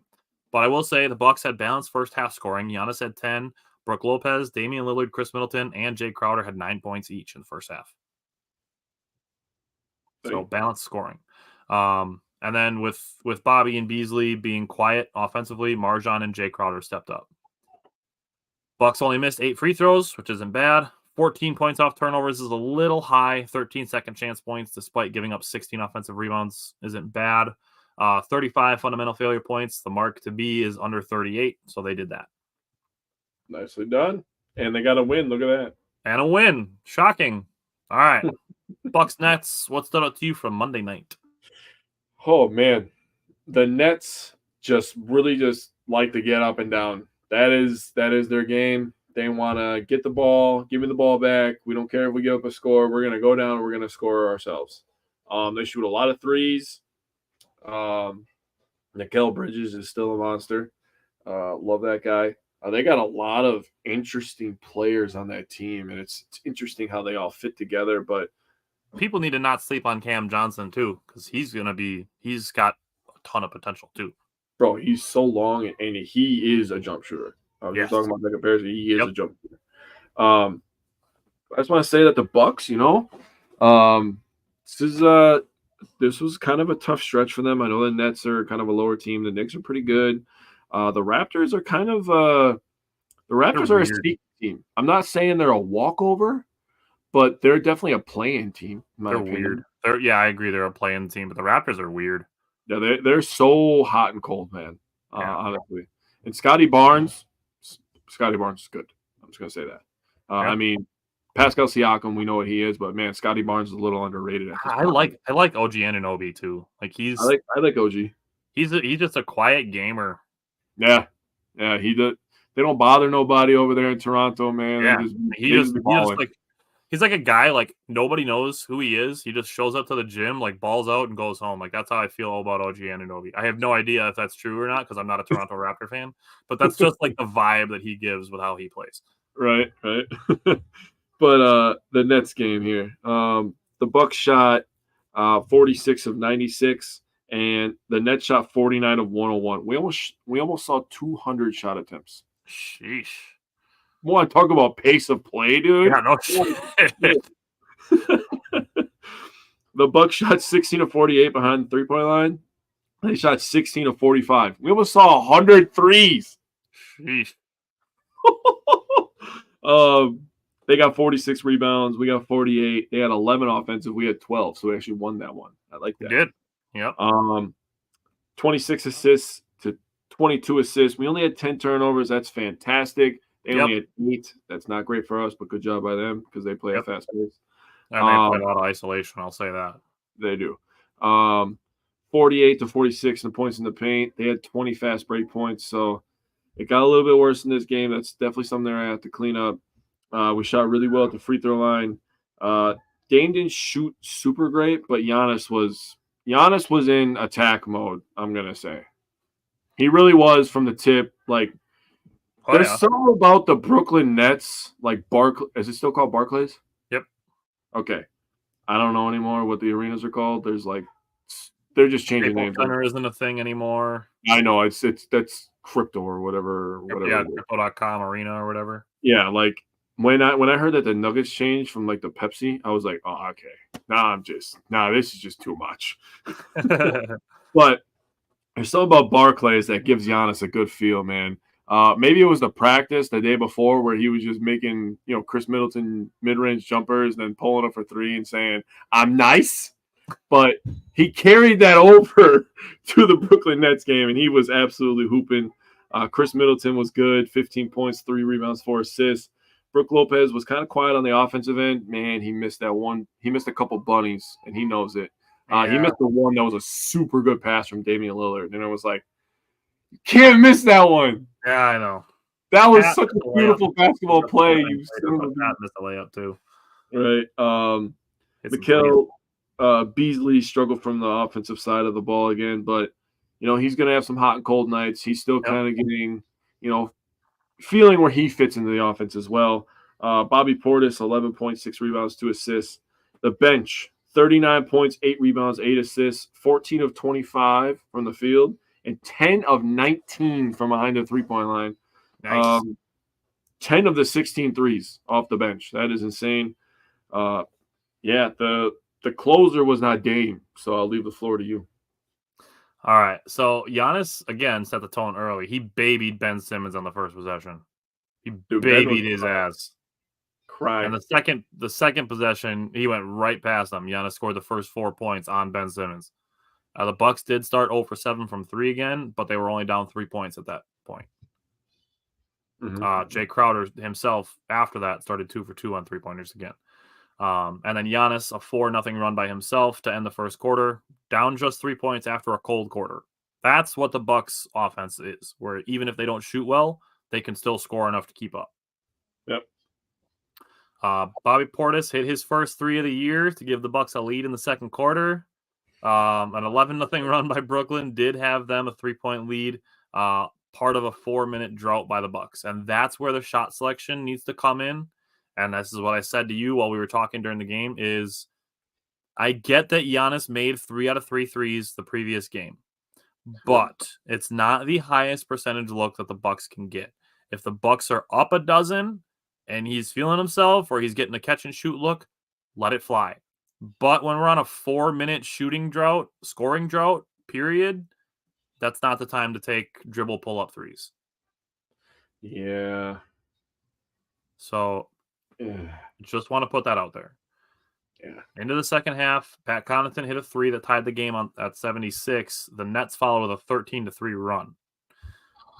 The Bucks responded. Jay Crowder hit a 3 that gave the Bucks a 1-point lead on a 16-4 run, a 20-5 run to end the third quarter by the Bucks. Fourth quarter, Cam Payne staying hot allowed the Bucks to extend their lead with Damian Lillard on the bench. That's where he gets into underrated performer territory. It's not that he's giving you 15 points a game for 3 games. It's that he's giving you 11 points in a game where your starting point guard isn't having his best shooting night, and he can help you maintain or grow a lead while your starter's on the bench. That's what makes you an underrated performer. Because it doesn't show up in the stat sheet over the course of the week that you scored big points, but you look game by game and you see his impact. Context matters, baby. Fourth quarter, Giannis, that's when he started to take over, scoring and passing. And the Nets only closed the gap in this game when Giannis was on the bench. Yeah. The Nets got the lead back 109-108. Giannis came to check back in. They scored again to make it 111-108, and Griffin called a timeout. Pat Connaughton got a tip in that made it 111-110. The Nets went up 115-112 with 5 minutes to go. The Bucks got 2 offensive rebounds. One on a missed shot that Brook Lopez got. Giannis took a 3, missed it. Ball goes back out to Giannis. He's 0 for 6 from 3-point line at this point. And he's like, I'm shooting another one. Bro, he striped that son of a bitch, though. And he straight cash.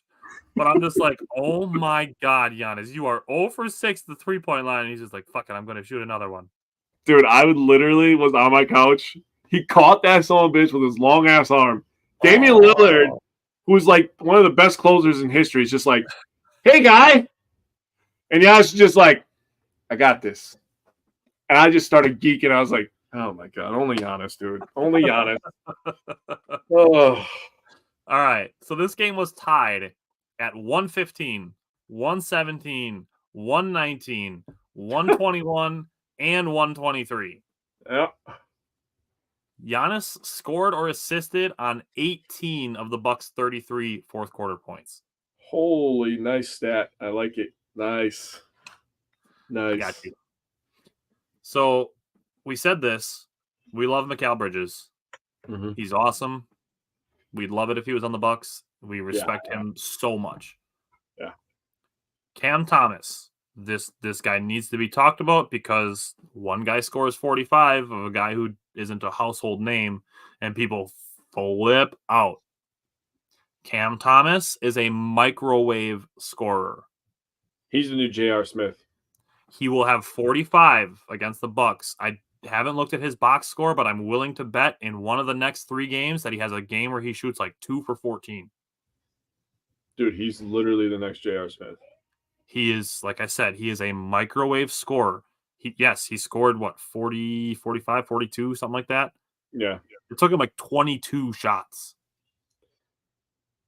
He started the season, was it this year?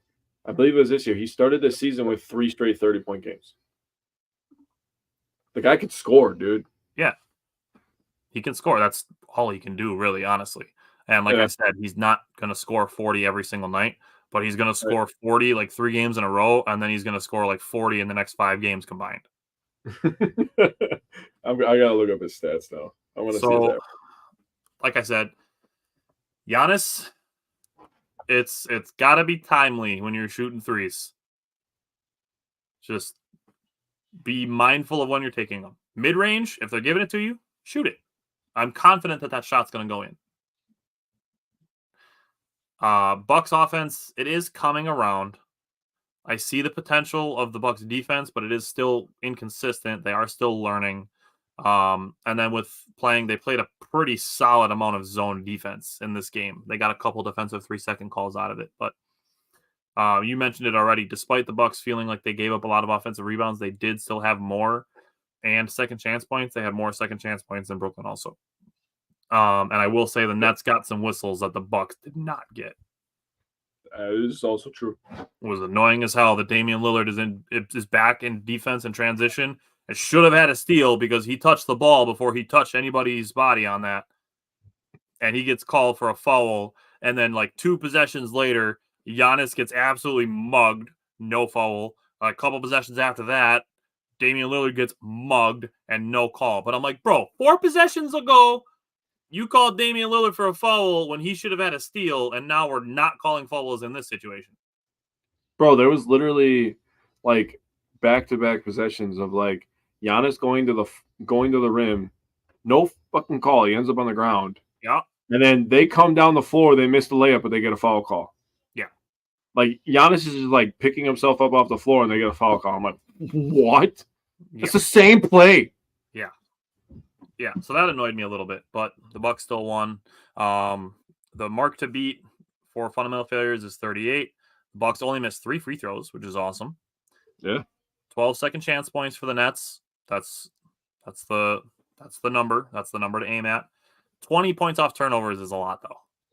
So that brought the number up to 35. So they were still better than their last year's average, but still some opportunity for progress there, which I think is the name of the game for the Bucks, is opportunity for progress. Now they play tonight against Detroit. Chris Middleton sitting out the first half of the back-to-back. Tomorrow they play at the Pacers. That should be just a really good basketball game, honestly. Yeah. Pacers are kind of a sneaky team. They play Saturday at Orlando, and then they play Monday against Chicago. So 4 games over the next week. I'm going to say 3-1, and they lose to the Pacers tomorrow night. Since Chris Middleton is going to play that one, I'm going to say they're going to win. I wanted to touch base on one thing from the totals from last week real quick. Go ahead. We gave up 42 offensive rebounds, and we only had 26 ourselves. So we gave up 16 more offensive rebounds. In total, we gave up 152 rebounds to 118. So that's something that they can improve on as well.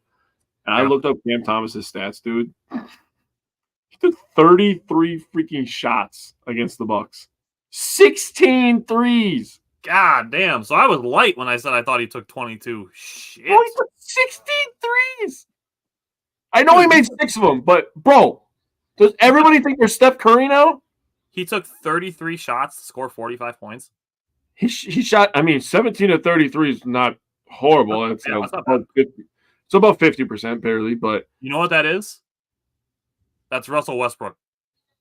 Seriously. Except he only got 4 rebounds and 3 assists. He's averaging 27, dude. The guy scores. Yeah, that's literally it. Yeah, that's it. It doesn't sound like his percentages are super favorable either. I didn't look at the percentages. I just saw that as average. Well, you brought him up from that game. That's essentially 50% from the field, but that's like 35% from the three-point line, which is okay. He shoots 48% from the field. Okay. If he shoots a lot of threes, I can see it taking it down a little bit. What's his three-point percentage? 3-point percentage, all splits. Ooh, 33%. Yeah, that's from a guy who's a scorer like that. Brook And Lopez has a better 3-point percentage. A guy who's shooting 16 threes is shooting 33%. I know. Michael, I'll touch back on that in a second. I'll say, like I said, if the Bucks go 3-1 this week, that will put them at 7-3 for the season. That is a 700 win percentage. That would put them at 57 wins for the entire year. I like that. I am going to go 4-0, though. I do think that they win tomorrow night because of Chris Middleton. Yeah, I just wanted to bring it up because people are acting like the fucking sky is falling. And like I said, if they end up, if next Wednesday we're talking about the Bucks being 7-3, that literally puts them on pace for 57.4 wins. So people just need to chill out. They do.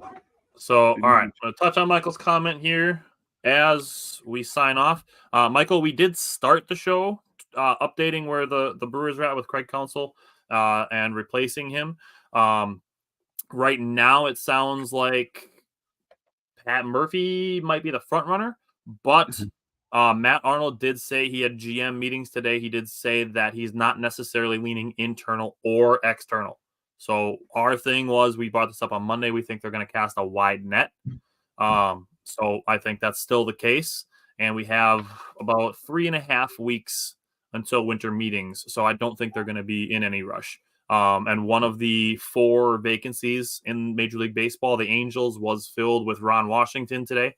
So right now it's just the Brewers, the Padres, and the Astros with managerial vacancies. So it's not like, there's 7 jobs to be filled and they need to hurry up so they can get their guy.